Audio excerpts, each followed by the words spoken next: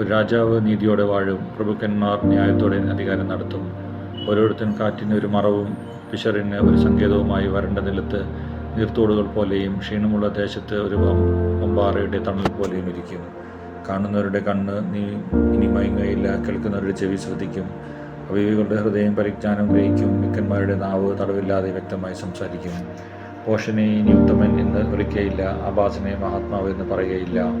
ഭോഷൻ ഭോഷത്വം സംസാരിക്കും, വഷളത്വം ചെയ്ത് യഹോവയ്ക്ക് വിരോധമായി അബദ്ധം സംസാരിച്ചും വിശപ്പുള്ളവരെ പട്ടിണിയിട്ടും ദാഹമുള്ളവർക്ക് പഠനം മുടക്കിയും കൊണ്ട് അവരുടെ ഹൃദയം നീതികേട് പ്രവർത്തിക്കും. ആഭാസിൻ്റെ ആയുധങ്ങളും ദോഷമുള്ളവ.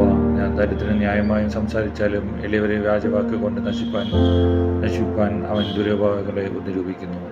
ഉത്തമനോ ഉത്തമ കാര്യങ്ങളെ ചിന്തിക്കുന്നു, ഉത്തമ കാര്യങ്ങളിൽ അവൻ ഉറ്റുനിൽക്കുന്നു.